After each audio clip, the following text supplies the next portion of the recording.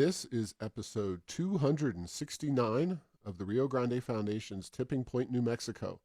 I'm Paul Gessing. And I'm Wally Drangmeister.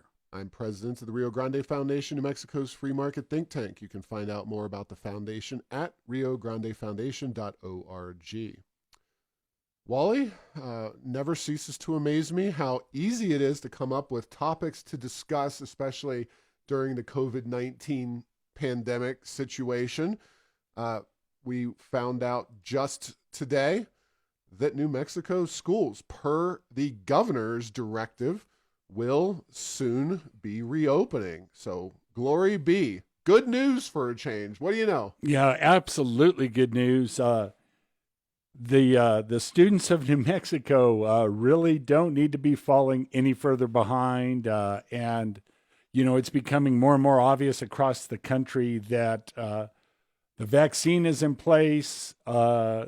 Things are moving in the right direction. And I think most importantly, we've seen the real damage that locking things down and shutting things down. Whether you're for that or against that, it's certainly not a zero cost, no risk thing to do. And so this is great news for the school children of New Mexico. Yeah, and from the Albuquerque Journal report on this, all schools throughout the state, including elementary and high school, and that's very interesting because the assumption had always been that when schools were to reopen, it would be the younger kids first for both epidemiological reasons as well as just their own mental and social reasons. They will come back on a hybrid model. That's 50% of the students returning at a time to maintain social distancing. However, schools and districts with fewer than 100 students, so really tiny rural schools, potentially some maybe charter schools with fewer than 100 students, can bring back all the students, also within social distancing practices. Now, we could debate till the cows come home whether this was based on, quote, the science, or whether this was more of a political move by the governor. I'm not really going to question her because for a change, she's actually doing something that we want and we're happy about. It doesn't fit within the red, yellow, green rubric that she came up with, that she has repeatedly altered and massaged.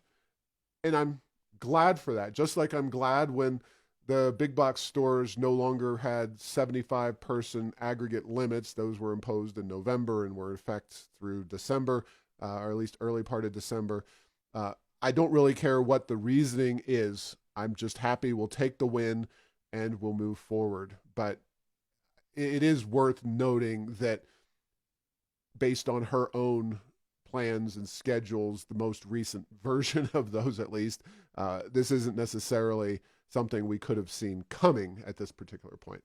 No, I agree with you on that, Paul. And then the other thing is that it sort of seems like New Mexico follows a few other states in terms of what policy is. A little bit of Washington State, quite a bit of California. And as those states have started to loosen things up, California doing horrible with regard to COVID numbers and Washington doing relatively well. Whether that has any impact on New Mexico or not, I'm not sure. But as we say, it's good news. It's really positive for the school children and really positive for education. It's one of those on this show. We certainly have not been shy about talking about some of the shortcomings of public education over the months and years.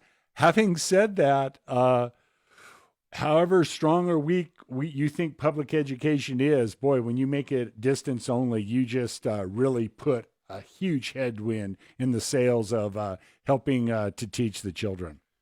Yeah, and I'll only state further that this news in New Mexico comes on the heels of national reports that unions have been standing very much in the way of kids going back to the classroom. Chicago's teacher unions had taken a very aggressive stance, essentially saying, no, we're not going to show up. the New York Times had a story saying that unions were pushing back against even students going back this fall. And I'll read a couple of paragraphs from a New York Times story. We posted a Errors of Enchantment link to it, or the story is at Errors of Enchantment. And here's the New York Times story from, let's see, it'll be Monday the 25th will be the date on it. But teachers are uncertain about when they will be vaccinated, and they are fearful of contagion. With alarming case counts across the country, new variants of the coronavirus emerging, unions are fighting efforts to return their members to crowded hallways. Their reluctance comes even as school administrators, mayors, and some parents feel increased urgency to restore educational business as usual for the millions of students who are struggling academically and emotionally. Goes on to say, given the seemingly intractable health and labor challenges, some district officials have begun to say out loud what was previously unthinkable, that schools may not be operating normally for the 2021-2022 school year. And some labor union leaders are seeking to tamp down the expectations Mr. Biden's words have raised. Now, President Biden, to his credit, has also been pushing for students to get back into the classroom.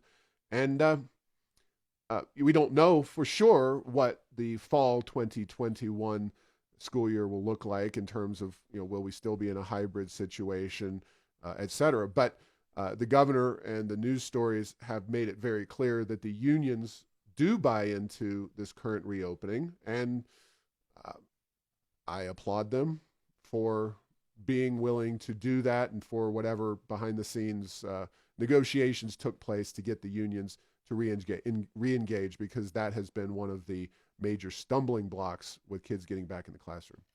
Yeah, and I guess Chicago Teachers Union tends to set the mark for shall we say, extreme union behavior. And yeah, it's good to see in New Mexico that cooler heads are prevailed. And again, you never know what sort of either incentives were promised for the future or arm twisting was done right now. But, good news all the way around. Now, obviously, the COVID story continues to remain to be a top issue in New Mexico and across the country. We were planning before this news came out to talk about high school fall. It's important to put that in quotes. Sports like football, which are theoretically supposed to start in New Mexico on February the 1st. And I know that getting kids back in the classroom is paramount, but also some of these sports that they've missed out on are critical as well. Social developmental scholarships for college. And then we have been seeing a drop in the positivity rate. That is good. And it's worth noting, while we're not at the red, out of the red as a county, there's only a few places in the state that are not in the red anymore, and the schools are reopening.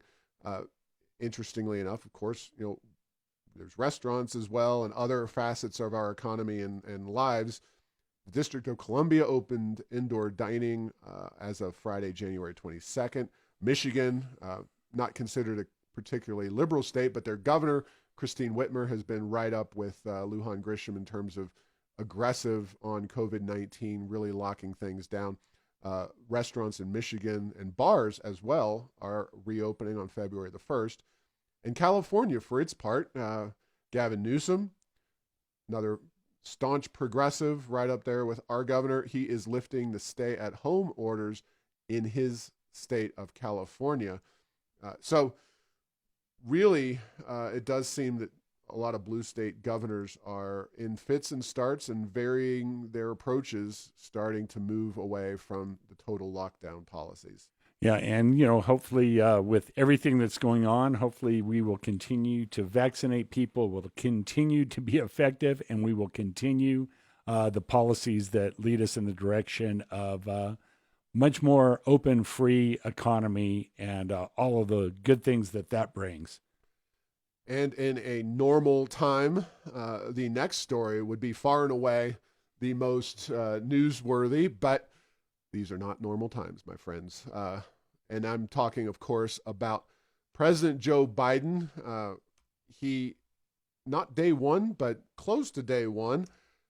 And well before Deb Haaland, we were worried that Deb Haaland was going to be some kind of instigator here on banning oil and gas leases on federal lands. Well, Deb Haaland hasn't had a single hearing yet in Washington, D.C. for her slot at Interior.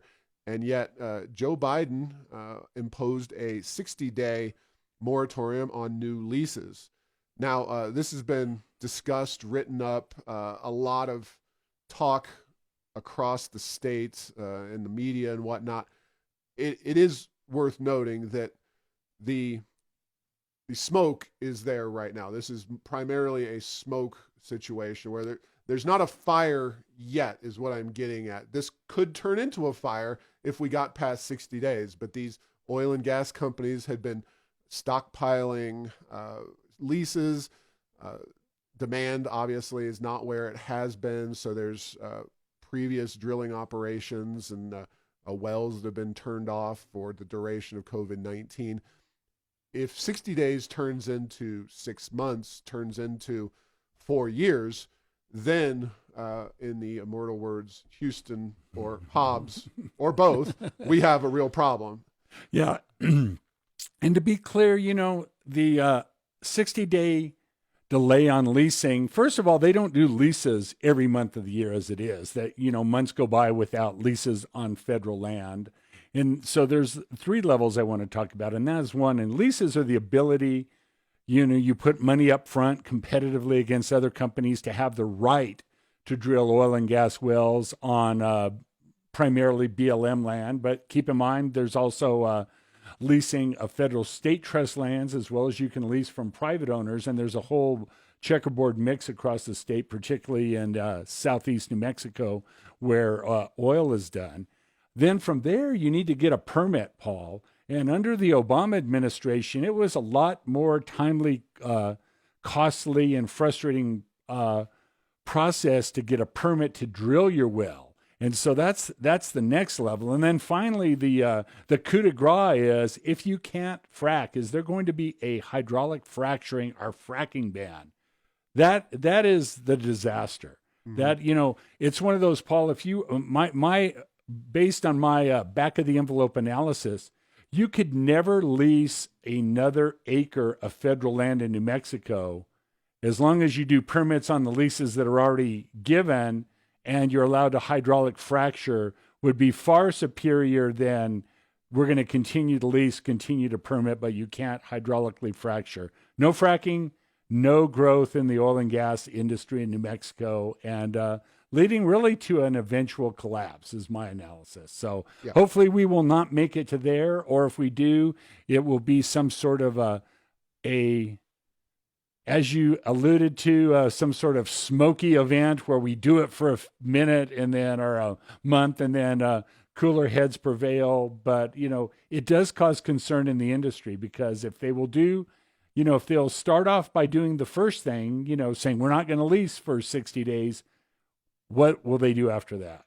Yeah, and it doesn't mean that this is not a harmful policy. It just means that we won't face dire economic consequences from this right away as the state of New Mexico, or anybody else who's not directly involved in the oil and gas industry. Even people directly involved, if it's a 60-day policy and that's it, may not see much in the way of impact.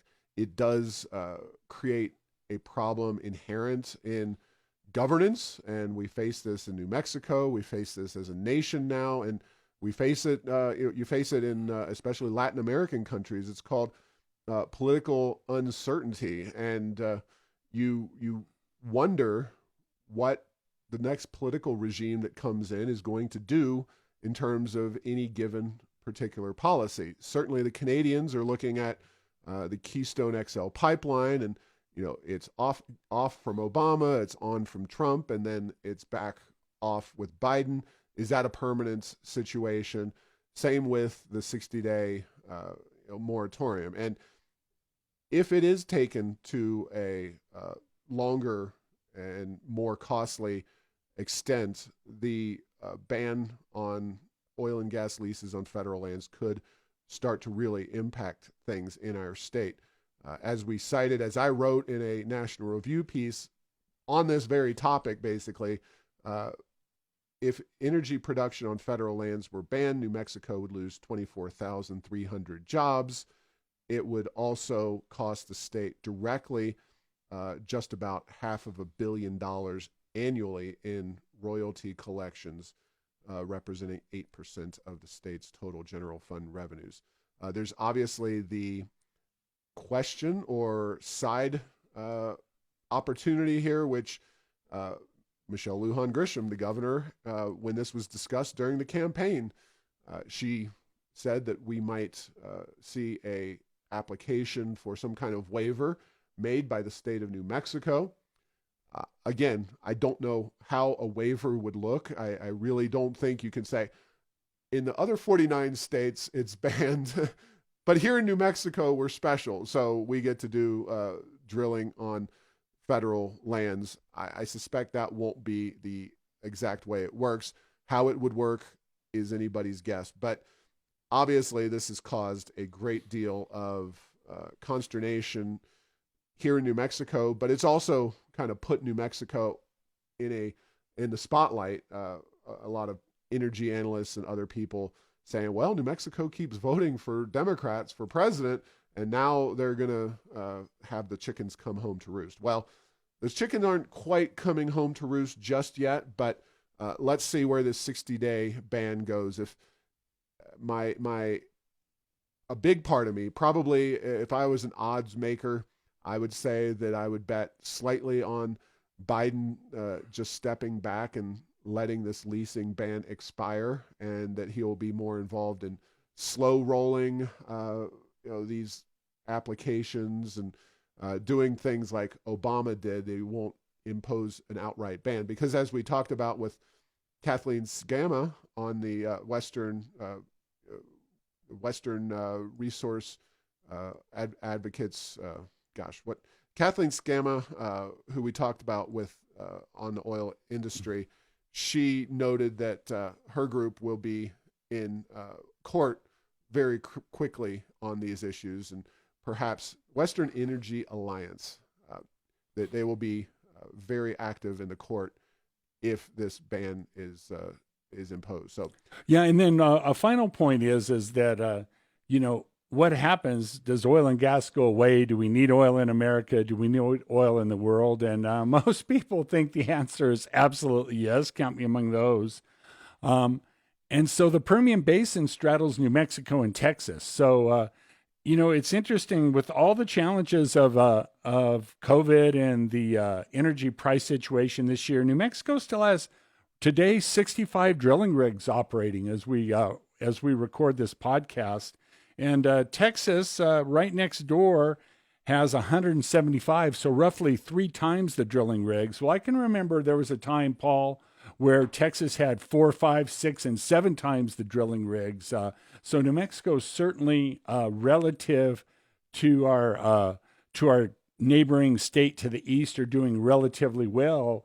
But the thing about Texas is there's very little public land. And so this whole issue about what's done on Bureau of Land Management land and other federally held lands just doesn't apply. So we could see those numbers or that ratio potentially switch. And that's always been kind of the threat for New Mexican regulation within the state. If they went too far, it's like, well, everyone will just go next door. Now, having said that, New Mexico has some fantastic geology with a lot of very good formations to produce oil, but you can only go so far with regard to regulation, whether it be the federal, the state, or the local, and then somewhere else may start to look a lot better to you.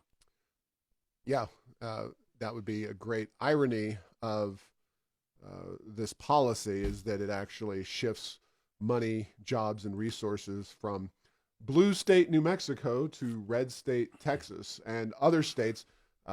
It's not entirely a coincidence, I don't think, that some of these more red Republican states also have a lot less federal land within them. I'm not saying it's inherent. There are plenty of states that are conservative, such as Wyoming and Alaska, that have large tracts of federal land, but you would be shifting a lot of drilling and other resources, either from New Mexico to Texas or potentially, Mexico, the Gulf of Mexico.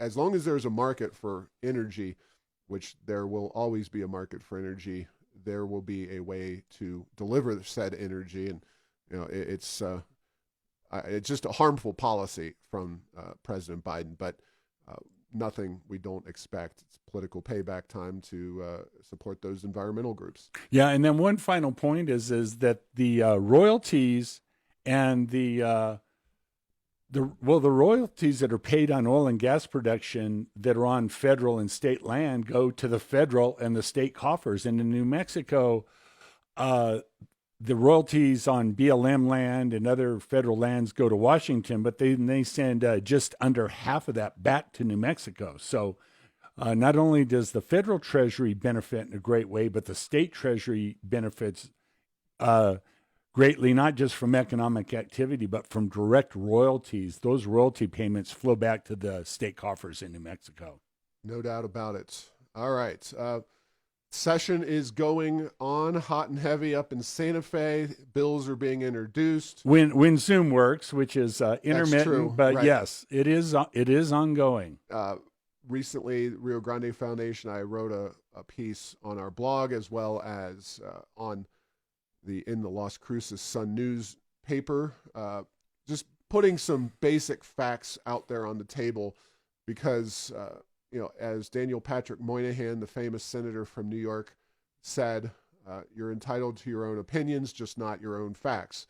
And when it comes to a lot of economic issues here in New Mexico, there's a lot of people who want to create their own facts structures, when in reality, there are pretty elemental truths about things going on in New Mexico's economy. And I wrote that in both the piece and a subsequent blog post. So one is New Mexico's tax burdens are not low relative to neighboring states. Using data from the Federation of Tax Administrators, New Mexico has the 7th heaviest burden as a percentage of personal income.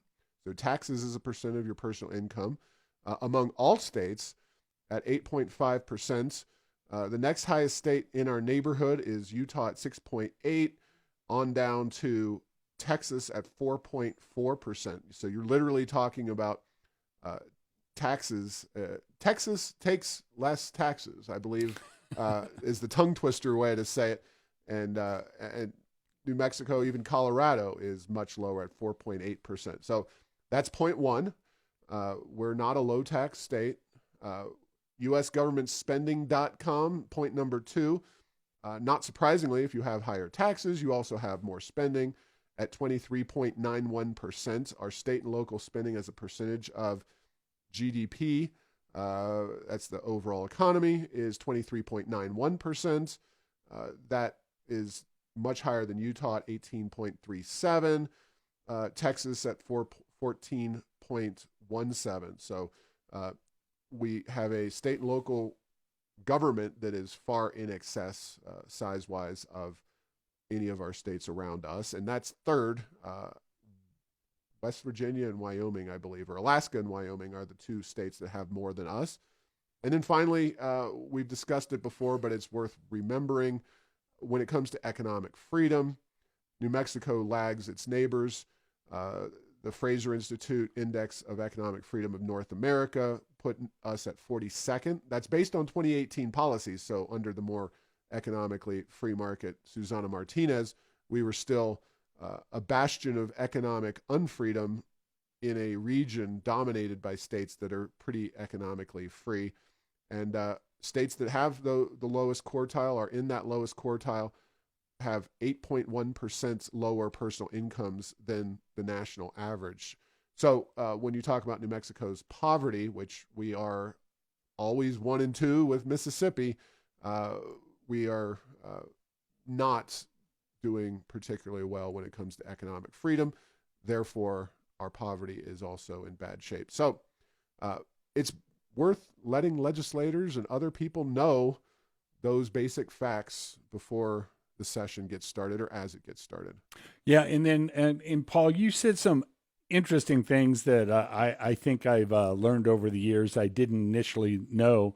So if you look at the rates of taxation, or income tax rate is this rate is that, it could be identical in two neighboring states, but if one state is far more affluent, they have a lot more earning, a lot more income, a lot more wealth, then their rate, effective rate, the percentage of their earnings and their wealth that is subject to taxes will be a lot lower.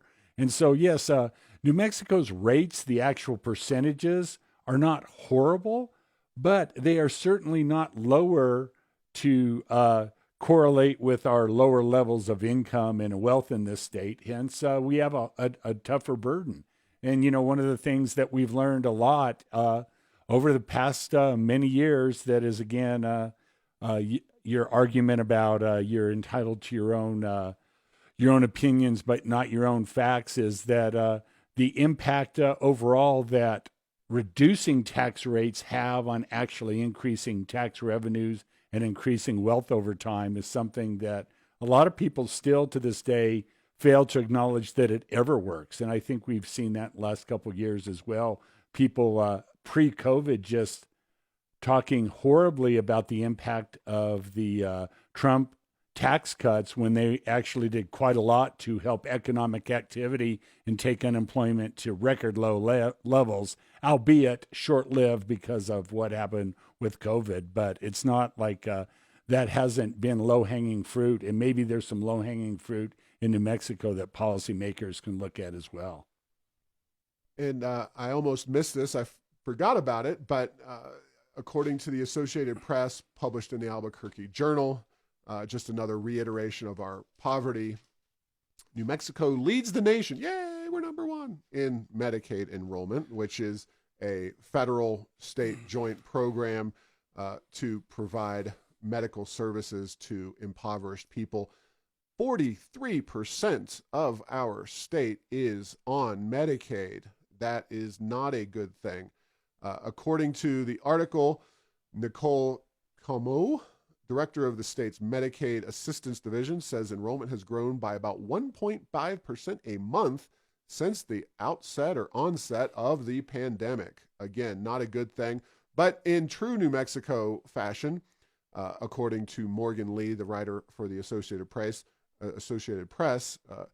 that has helped, this is a direct quote, that has helped deliver a windfall of federal contributions to Medicaid spending in New Mexico. The federal government provides $4.76 for every dollar in state general fund spent on the program, up from $3.65 per pre-pandemic. There you go, New Mexico developing its economy one welfare patient at a time. And and Paul, if I had the feeling that unlimited federal government spending was never going to cause problems, if I was a acolyte of modern monetary theory, that we can spend all the money we want and we can print all the money that we need at the federal level and not have dire consequences, that would be good news. That AP story would be accurate. But history has proven, and there are starting to be signs in the U.S. economy at the macro level, the pricing of the dollar, which is other countries saying how much they think our dollar's worth. There's been, I don't call them chinks in the armor, but there have been some signs that it may be sooner instead of later if we keep spending at the federal level how we are. And then what will New Mexico's economic plan be if that money ever has to be cut back? You got it. We're going to go a slightly different direction here and then talk about some of the worst bills in either house, because it's going to be a rough session. We know that. RGF had a day in court, specifically the 10th Circuit Federal Court of Appeals, defending free speech. This dates back to our soda tax efforts in Santa Fe, trying to stop the soda tax. And long and short of it, we were held to be in violation for spending more than $250 in a readily identifiable ballot measure, aka the soda tax, sugary drinks tax effort. And the city claimed that we were violating their little rules. And we believe very strongly, along with our free market friends at the Goldwater Institute, the think tank in Arizona, that this is counter to the First Amendment and it's not something that is appropriate to place such harsh limits on people and say you have to disclose all of your donors if you spend more than a whole whopping $250 on a political campaign over the soda tax. We had this issue in court. It's not something that these days court proceedings are happening in person or anything. Our attorney handled the argument. It's written up at errorsoфenchantment.com, but it is very important in terms of issues. And I will also note that in the Biden new Congress, the Democrats' first bill, H.R. 1, so at the congressional level, there is a bill that would essentially undermine a lot of free speech relating to organizations, donor disclosure, those kinds of things. It's kind of McCain Feingold strikes back, and definitely a very top of mind issue and really controversial and timely issue as things move forward. But this dates back to the soda tax. So as the cliffhanger, so has it been resolved, Paul, and you're just not going to tell me how you did? No, or no, it's no. still in progress and we still have a ways to go before the 10th Circuit gives their ruling? We still got a ways to go. Yeah, I don't know how long it is. You know, like the Supreme Court doesn't just provide a ruling the day of. You have to wait for on the order of 6 months in the U.S. Supreme Court, which should be, if they're not already started hearing cases, they should be. But the 10th Circuit operates in their own schedule. I don't know when we will hear from them about this particular case. So just alerting people that we did have that testimony, and I posted a story about it over at errorsofenchantment.com. Now, for the balance of our time here, Wally, we will talk about some of the bad bills. I would say good, bad, and ugly, but just bad and ugly. And the New Mexico Civil Rights Act, HB 4. This is the one we talked to County Commissioner Dave Heil from Sandoval County. Apparently, the estimate is that it would cost city, county, and state governments $20 million annually in increased legal fees. The primary sponsor of this is Brian Egolf, the House Speaker and an attorney. No conflict of interest. No conflict of interest there, right? So that is a bad piece of legislation. There are HB 20, HB 37, HB 38. By the way, these are all, again, listed at Errors of Enchantment. Those are all variations of mandatory paid sick leave. HB 40 would ban all privately managed detention facilities in New Mexico. This is not just the construction, but existing facilities that are managed by private contractors. Just insanity. There's some arguments, even some libertarians have, against private detention facilities. Now, as a libertarian, I oppose putting people in jail for wrong reasons when they are not a threat to their communities. But it's a totally different argument to say that you should somehow ban private management of these facilities, because if you actually go and check them out, you will see that the privately managed facilities have better programming, are safer, better lit, better secured, overall better managed than a lot of these state facilities. HB 43, and we're starting in the House, the Black Education Act would require racial sensitivity and anti-racism training.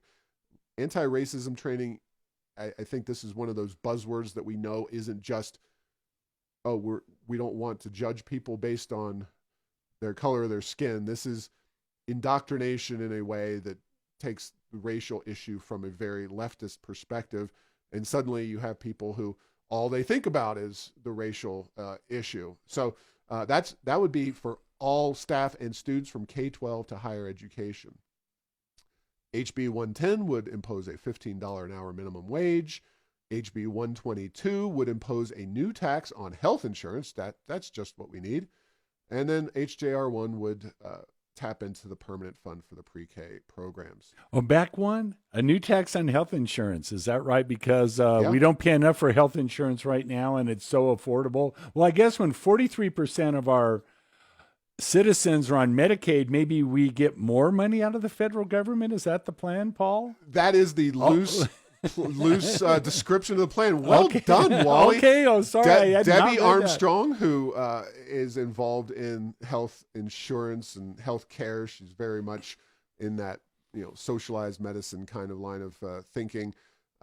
Yes, this is not a new concept, and the idea is essentially to tax you and I and people who are forced to buy our own health insurance to further expand government programs and therefore suck more money out of the Washington D.C. teat, if it as it were.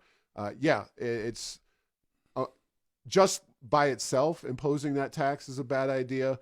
Expanding the government programs is a very questionable idea, but combining the two together to suck more money out of Washington, D.C. is nothing short of outrageous. So, yeah, and Paul, these sorts of plans have been tried over the years, sometimes successfully, and sometimes they've been abysmal failures, and the feds have really fought back hard. So, I mean, it's a mighty bold plan, but it carries a lot of risk as well that the feds can say, no, New Mexico, you're not going to do that, or that can have a lot more bad consequences than any potential quote unquote good. And believe me, the good is a mixed bag with regard to this at the beginning, from what I've heard from you.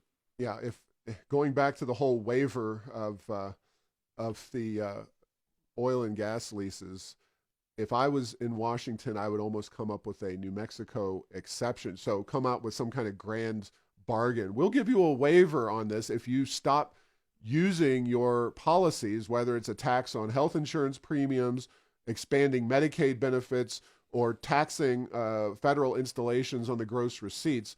We'll give you this waiver under the leasing bill, because it's astonishing. Now, I'm sure every state has its little ways of massaging and getting more money out of Washington, but I don't think anybody has quite perfected the science quite like New Mexico and its legislature in particular. And obviously, it's had great positive repercussions for New Mexico. We've solved our poverty issues. We have no joblessness. Our cities are gleaming, clean, safe. All those things. We've solved all of our problems by suckling more money from Washington, Wally. It's really worked out great. I think maybe a little sarcasm. Maybe a little sarcasm there, Paul. All right. Moving on to the worst of the Senate bills. And again, heirsoфenchantment.com. You can track these all as they move forward, or hopefully more die on the Freedom Index. We will rate them and reprimand legislators accordingly. All of these will be bad bills in that index. SB 11 imposes clean vehicle regulations, basically saying that you have to adhere to all these new restrictions in order to sell your vehicle in New Mexico. That's SB 11. Not quite the 55 mile an hour or mile a gallon limit that the governor tried to impose, but it's in that vein. SB 55, requiring social, cultural, and racial impact statements for all bills in the legislature. I don't know how you do that, but yeah, for a legislature that can barely figure out a static fiscal impact on the bills that we have now, some of the I don't know, say most incomplete work I've ever seen to require that would just that could be a good thing though, Paul, if it would truly bog down all bills to the extent that it might promise to do so. There you go. SB 56 increases New Mexico's top personal income tax rate to 8.2%, which is the rate Bill Richardson, back in the olden days when you had some level of concern about business and economic growth from the legislature. That's what Richardson took the rate down from, and they're trying to reimpose that. SB 56, Senator Bill O'Neill.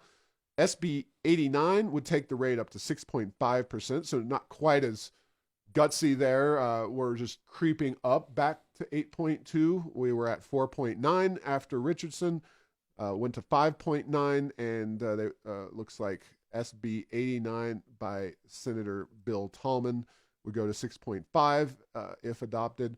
SB 63 requires all newly constructed schools to have photovoltaic solar panels on them. A brilliant move by Senator Bill Sewell, because really what we need in our education system is definitely more solar panels, because they don't have enough challenges to actually educate our children. SB 67 would require all new energy be brought online to be produced with renewables. That's another Bill Sewell's piece of garbage. SB 81 would require a racial impact statement for all crime legislation, so more narrowly focused just on crime. SB 110 would, Mimi Stewart wants to just increase our, as in taxpayer, contributions to the Educational Retirement Board pension system. Nothing coming on the other end from the employees, no reforms, just a load of more taxpayer contributions. SB 130 requires 75% of New Mexico vehicles to be powered by electricity. That's state-owned vehicles, I should say. SB 130, it'll be interesting to see how, when you get into some of these bigger trucks, how that all works out. But just another expense we, the taxpayers, would have to foot. SB 132 requires all newly constructed homes to have photovoltaic solar panels and charging stations for electric vehicles. Yet again, Bill Sewell's, they're from Las Cruces. And SJR 3 enacts a green constitutional amendment here in New Mexico. This would give like a right of legal action to people who don't feel that their water is clean enough, their air is breathable enough, etc. What justification they would have would be up to the legal system, which we know will get very expensive and very problematic first. There are bills being introduced every day. This is the 60-day session when anything goes. It is like the battle royale, except for Democrats have more than twice the number of members fighting, so they get to pick up two folding chairs and beat Republicans over the head twice. And actually, being a legislative majority as they are, the Republicans get 0 folding chairs. They just get to take it on the head. So that's they're like a Monty Python skit. I'm going to come over here so I can butt you with my head because their arms have been cut off. So Exactly. So that is a little bit of what we're looking at. We are going to take a crack at some good bills. There are a few. Maybe some of them even have a chance to pass in the 60-day session that is virtual. You can go online, go to the committee, nmlegis.gov on the legislature's website, go to the committees on the House side, and you will find a Zoom link. If you know when your committee is hearing a specific bill, you can use that Zoom link to get into the room and give your testimony. Senate is not doing that. It is very odd and strange the way this process is working. I recommend emailing or getting a hold of your legislators on the phone or via even text if you have their cell phone numbers. This is the least open and transparent legislative session in the history of New Mexico. And it is going to be ugly, both because progressives dominate, they don't care about limited government very much, and because they are largely doing this all behind closed doors, which is deeply frustrating and concerning. Very well said. And, a point that you make many times is one of the greatest strengths of New Mexico's legislative process has been the openness and availability and transparency of the process in terms of, yes, lobbyists can go in and talk to legislators, but it is historically been quite easy for private citizens to go into a committee room, to go in the office in the Capitol during the session and talk to legislators. And that strength is not apparent in the virtual Zoom world that we're living in right now. Yeah, and that's assuming that the internet's working for everybody and that you have access to the internet, all those good things. It's just, it's not a great situation up there in Santa Fe. And we knew that after the November election, it was going to be rough sledding ahead, regardless of how the session was carried out. But that situation has only become more perplexing and concerning with the advent of the lockdown legislative session and locked out legislative session when it comes to the public. But we started off with some good news, folks, so you can't begrudge us the negative ending. So we are very happy students are going to be back in the classrooms. That is a very good thing. It will be interesting to see how that process plays itself out and what individual experiences look like. Hey, if you have a child that's going back into school and you want to talk to us about it, send us a note, info@riograndefoundation.org. We'd love to hear your take on the podcast or just behind the scenes if you want to share that information. And thanks for listening to this week's show. Make sure to get the latest edition of Tipping Point New Mexico by subscribing to Apple Podcasts, Stitcher, and Spotify. You can post or comment on this and other episodes on Facebook and Twitter, and tell Google Home to play Tipping Point New Mexico. Thanks to Path 3 Marketing for producing this show.